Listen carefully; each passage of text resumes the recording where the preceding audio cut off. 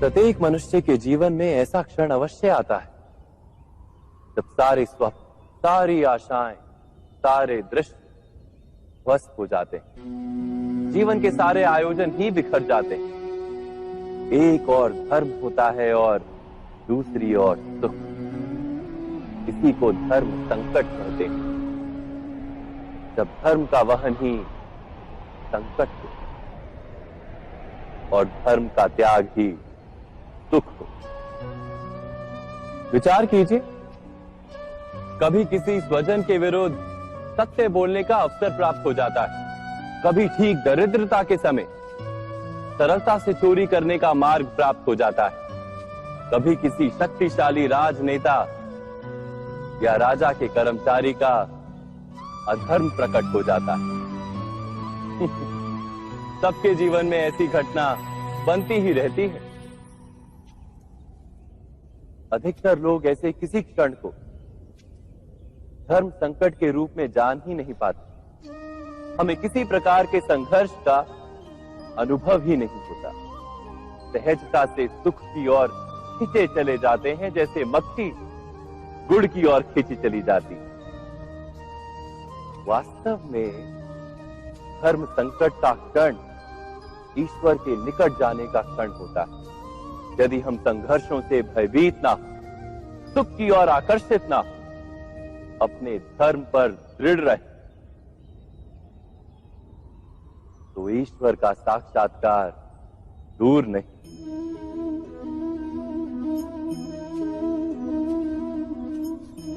पवन से युद्ध करने वाला पत्ता यदि पेड़ से गिरता है तो भी आकाश की ओर उठता है। पवन से झुकने वाली घास वहीं भूमि पर रह जाती।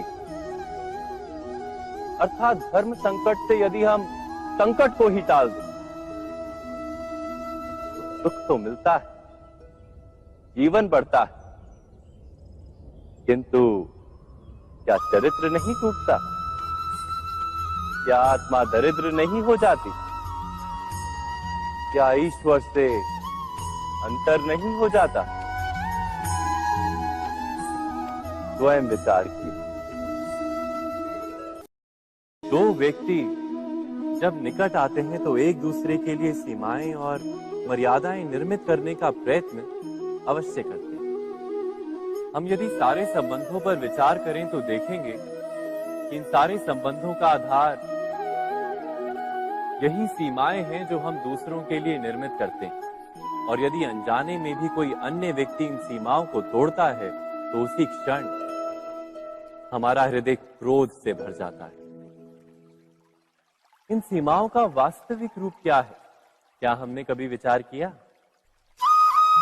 सीमाओं के द्वारा हम दूसरे व्यक्ति को निर्णय करने की अनुमति नहीं देते। अपना निर्णय उस व्यक्ति पर थोपते हैं, अर्थात किसी की स्वतंत्रता का अस्वीकार करते हैं। और जब स्वतंत्रता का अस्वीकार किया जाता है तो उसका हृदय दुख से भर जाता है। और जब वो सीमाओं को तोड़ता है तो हमारा हृदय क्रोध से भर जाता है। क्या ऐसा नहीं होता?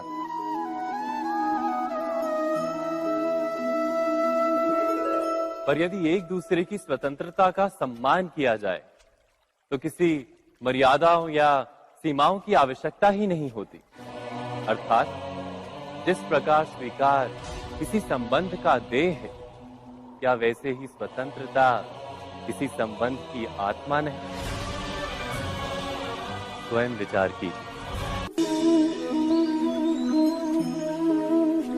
सबके जीवन में ऐसा प्रसंग अवश्य आता है कि सत्य कहने का निश्चय होता है हृदय में, किंतु मुख से सत्य निकल नहीं पाता। कोई भय मन को घेर लेता है। किसी घटना अथवा प्रसंग के बारे में बात करना या फिर स्वयं से कोई भूल हो जाए उसके बारे में कुछ बोलना, क्या ये सत्य है? नहीं, ये तो केवल तथ्य है। अर्थात जैसा हुआ था वैसा केवल बोल देना सामान्य सी बात है। किंतु कभी कभी उस तथ्य को बोलते हुए भी भय लगता है। कदाचित किसी दूसरे की भावनाओं का विचार आता है मन, दूसरे को दुख होगा ये भय भी शब्दों को रोकता है। तो ये सत्य क्या है? क्या हमने कभी विचार किया है? जब भय रहते हुए भी कोई तथ्य बोलता है तो वो सत्य कहलाता है। वास्तव में सत्य कुछ और नहीं, केवल निर्भयता का दूसरा नाम है। और निर्भय होने का कोई समय नहीं होता, क्योंकि निर्भयता आत्मा का स्वभाव है। अर्थात क्या प्रत्येक क्षण सत्य बोलने का क्षण नहीं होता?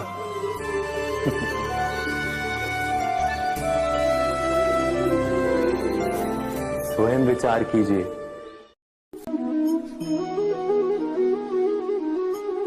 श्रेष्ठता का क्या अर्थ है? श्रेष्ठता का अर्थ है दूसरों से अधिक ज्ञान प्राप्त करना। अर्थात मूल्य इस बात का नहीं कि स्वयं कितना ज्ञान प्राप्त किया, मूल्य इस बात का है कि प्राप्त किया हुआ ज्ञान अन्य लोगों से कितना अधिक है। अर्थात श्रेष्ठता की इच्छा ज्ञान प्राप्ति को भी एक स्पर्धा बना देती है। और स्पर्धा में विजय अंतिम कब होती है?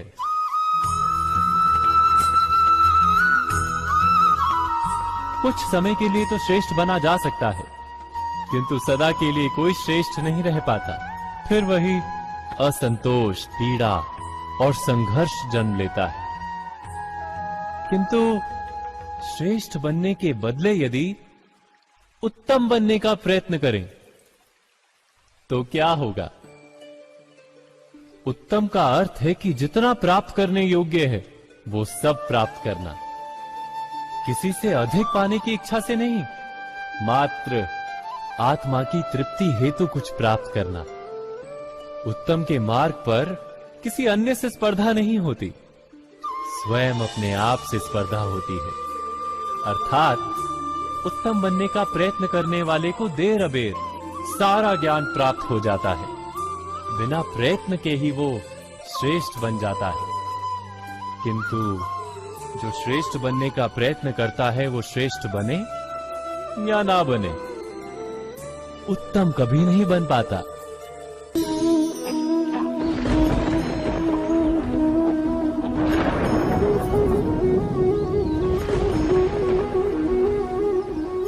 सपनों और पूर्वाभासों के आधार पर हम भविष्य के सुख दुख की कल्पना करते हैं।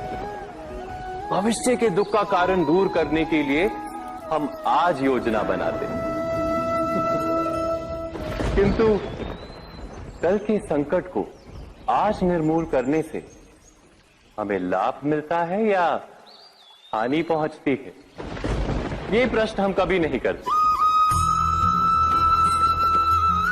सत्य तो ये है कि संकट और उसका निवारण साथ जनते हैं, व्यक्ति के लिए भी और सृष्टि के लिए भी।